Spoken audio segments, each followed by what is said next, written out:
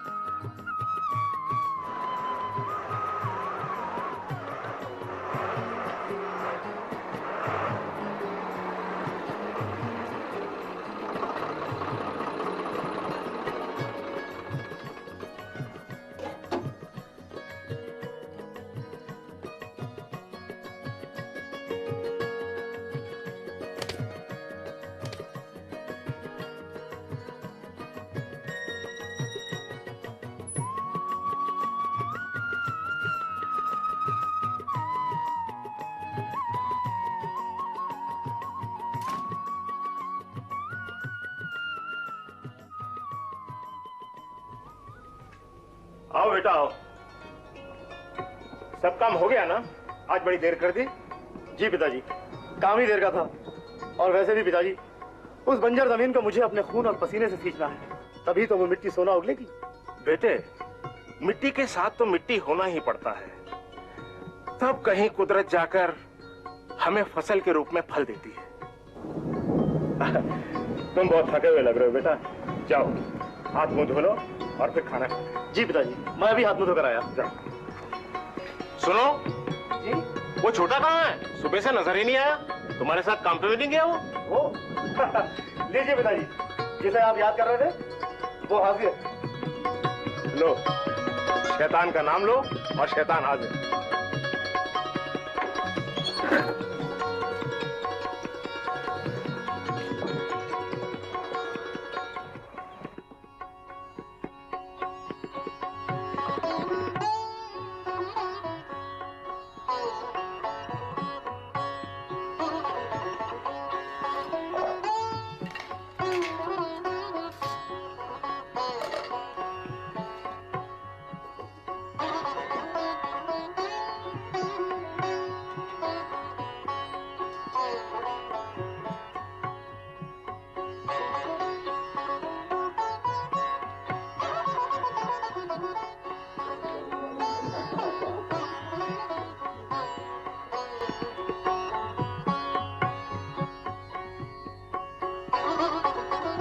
अरे भली लोगों, जब दबा के काम करते हो तो दबा के खाओ भी। जब दबा के खाओगे नहीं तो ताकत कहां से आएगी? मालिक, मेरे पास पहले ही काफी है। शर्माना नहीं चाहिए, ये तुम्हारा अपना ही घर है। तुम्हें ये सब्जी पसंद नहीं है क्या? नहीं मालिक, ऐसा नहीं, बहुत स्वादिष्ट है, मजा आ रहा है। अरे भाई, मजे लेते रहोगे तो खाओगे क्या?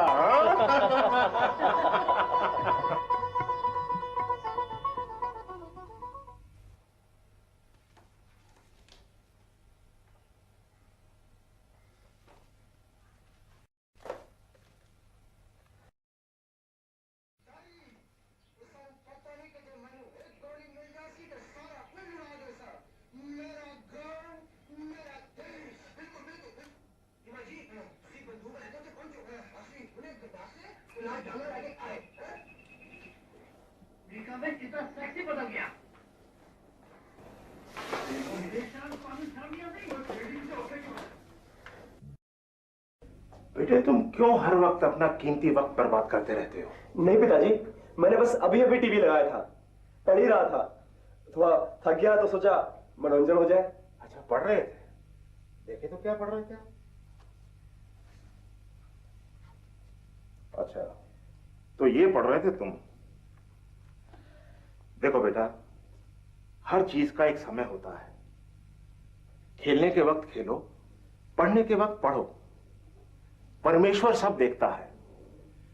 तुम हमें तो धोखा दे सकते हो, लेकिन उस परमेश्वर को धोखा नहीं दे सकते। और तुम जितनी मेहनत करोगे ना बेटा, तुम्हें उतना ही अच्छा फल मिलेगा।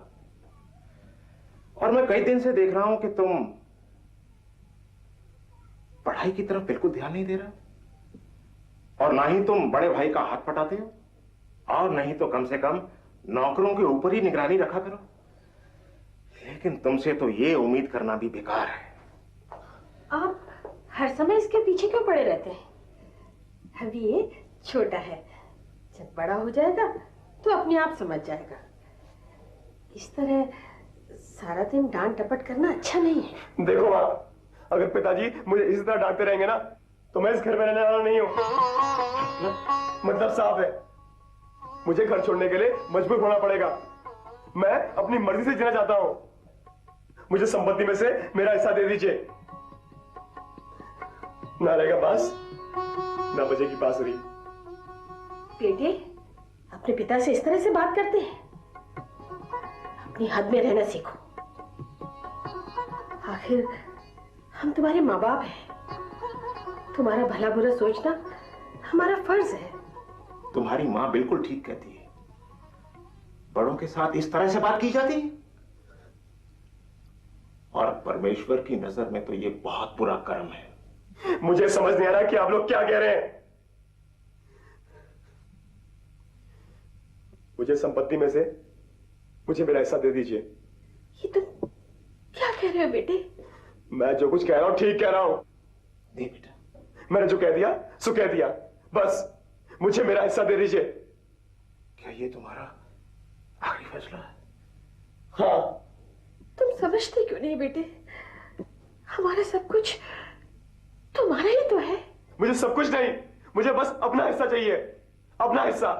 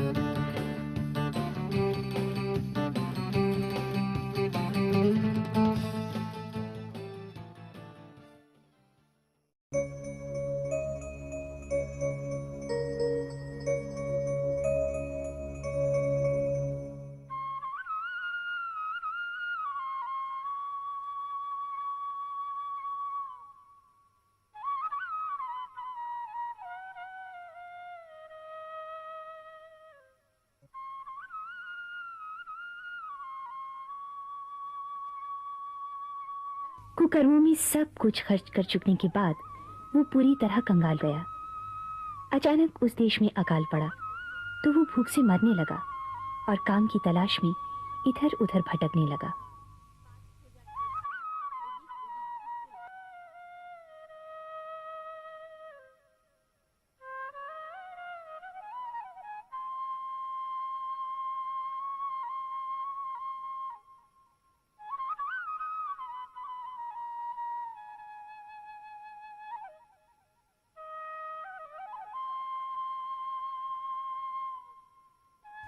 और उस देश के निवासियों में से एक के यहाँ जा पड़ा।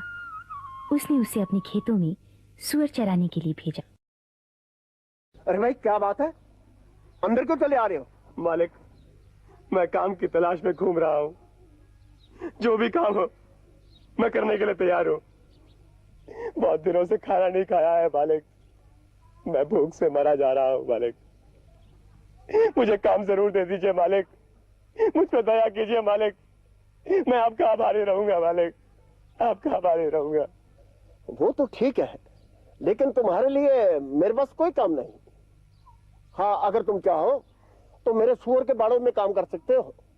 ठीक है मालिक, मैं काम करने को तैयार हूँ। और सुनो, इस काम के बदले में मुझसे किसी चीज की उम्मीद मत रखना। और अगर तुम रात को सोना चाहो तो सुअर के बाड़े में ही सो जाया करना। और भोजन मालिक? और जो सुअर खाएंगे वो तुम भी खा लिया करना। अच्छा मालिक। ठीक है, तो आज से ही काम पे लग जाओ। जी मालिक।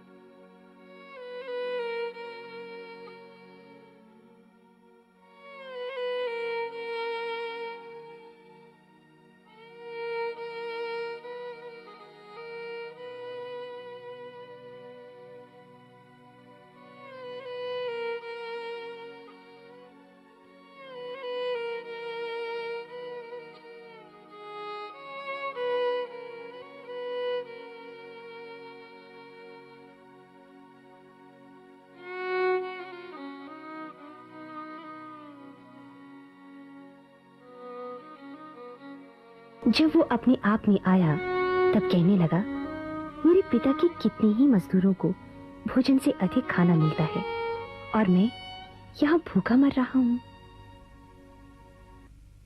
तो क्या खाओगे आज? हाँ, बताओ क्या खाएगा मेरे बेटा? आलू के पराठे। और मेरे बेटा क्या खाएगा बता? खीर।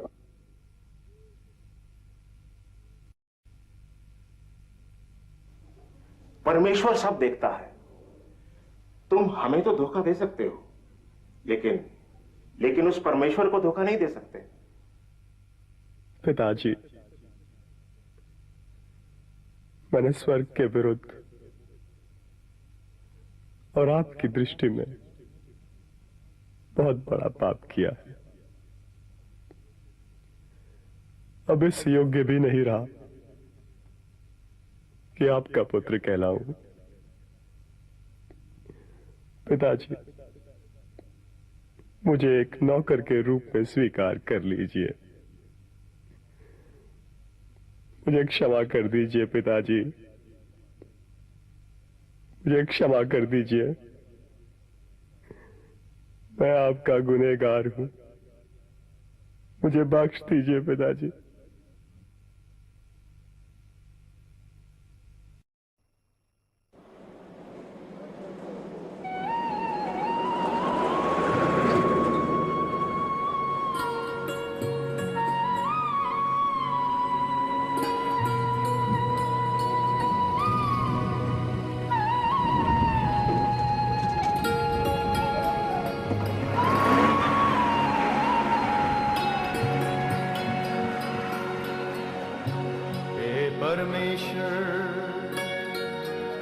मुझको जांच और परख, ओ मुझको जांच और परख, मेरे मन और हृदय को परख, क्योंकि मैं अकेला चलता रहा, क्योंकि मैं अकेला चलता रहा, अकेला चलता रहा। ओ हे परमेश्वर, हे परमेश्वर, मुझको जांच और परख, ओ मुझको जांच और परख, मेरे मन और हृदय को परख, मेरे मन और हृदय को परख, क्योंकि मैं अकेला चलता रहा, क्योंकि मैं अकेला चलता रहा, अकेला चलता रहा।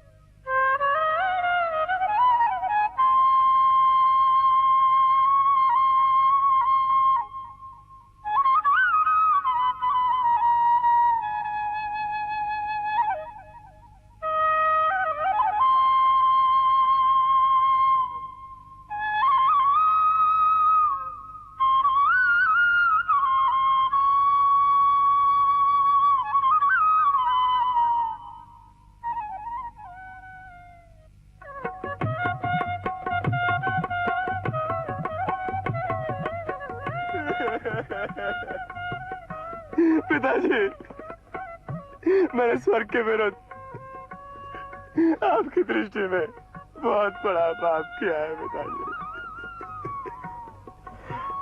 मैं तो अब इस योग्य भी नहीं रहा कि आपका बेटा कहलाऊं। मुझे माफ कर दीजिए पिताजी, मुझे क्षमा कर दीजिए, मैं आपका गुनहगार हूँ पिताजी। अरे नहीं बेटा, नहीं, रोते नहीं। तुम तो मेरे दिल के टुकड़े हो बेटे, मेरी जान हो तुम। मुझे पूरी उम्मीद थी कि तुम एक दिन जरूर वापस आओगे मेरे लाल।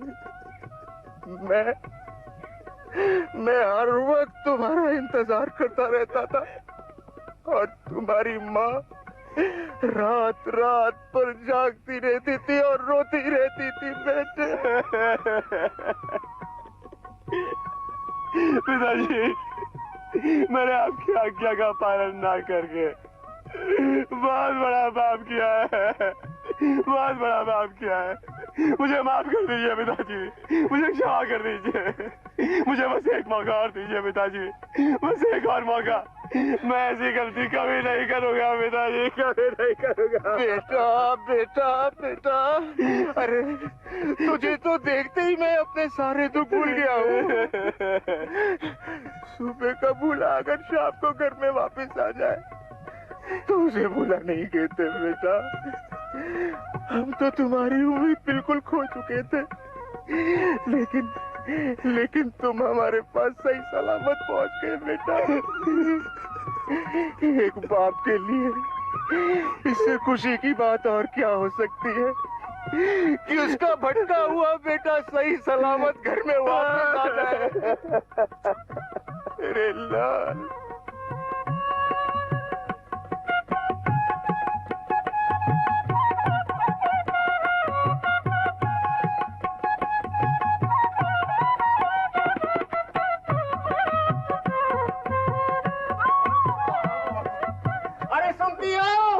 अरे बाहर आके देखो कौन है। तेरा बेटा। कहाँ चला गया था बेटा, चला गया। मुझे माफ कर दो माँ। तूने अपनी क्या हालत बना रखी है। मुझे माफ कर दे माँ।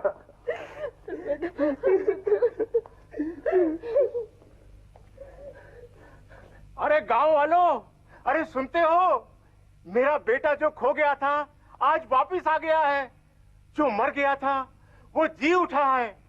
अरे रामू, शामू, घसीटा, अरे कहाँ हो तुम सब लोग?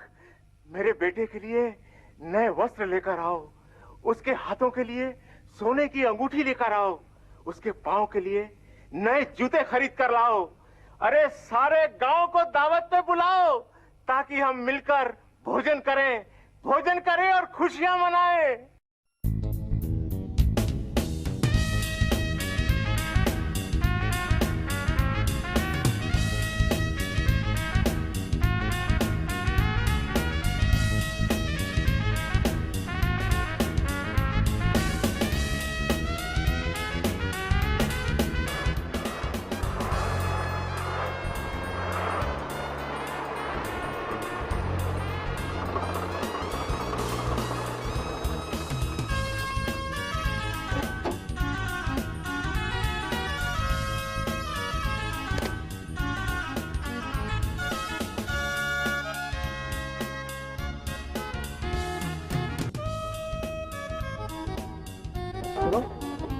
भाई ये बैंड वाला किस खुशी में बज रहा है? हजूर, छोटे मालिक आए हैं। छोटे मालिक? आपके छोटे भैया घर बार से लौट आए हैं। उनके वापस आने की खुशी में मालिक ने आसपास के लोगों को खाने पे बुलाया है। हजूर अंदर चलिए, मालिक आपका इंतजार कर रहे हैं।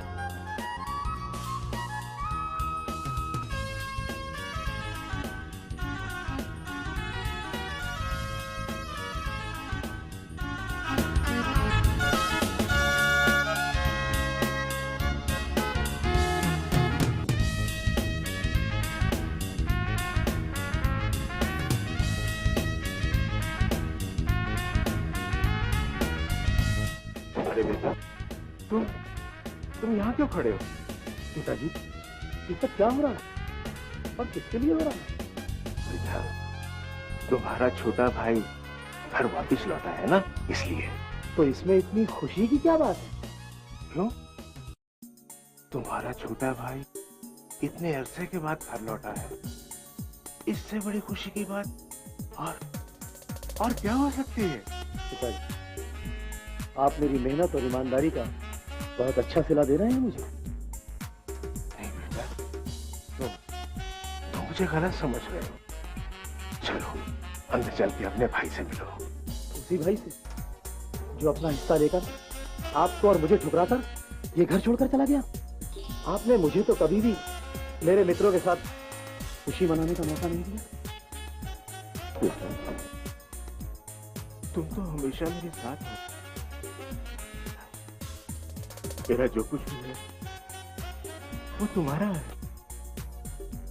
ये मौका ऐसी बातें करने का नहीं है बेटे, बल्कि ये खुशी मनाने का है।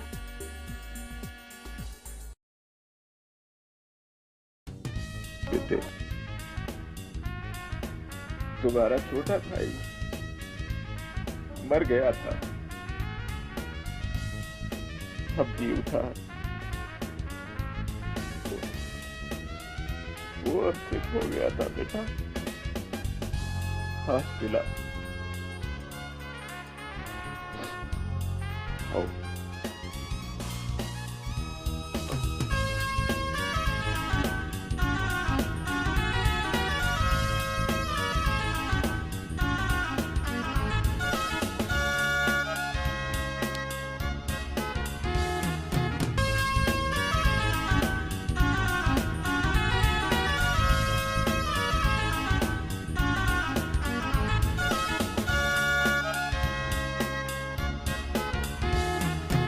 आज से लगभग 2000 वर्ष पहले प्रभु यीशु मसीह इस दुनिया में सुसमाचार सुनाते और कहानियों के द्वारा लोगों को समझाते थे कि अपने पापों से पश्चाताप करें। आज हम भी अपने पिता परमेश्वर को छोड़कर उड़ाऊ पुत्र के समान ही संसार के बुरे कामों में अपनी जिंदगी व्यतीत कर रहे हैं और भटक गए हैं। सबने अपना अपना रास्ता चुन लिया, परंतु जीवित पिता परमेश्वर स्वर्ग से सबको देख रहा है और चाहता है कि सब लोग अपने अपने पापों से मन फिराकर और पश्चाताप करके पिता परमेश्वर के पास लौट आएं।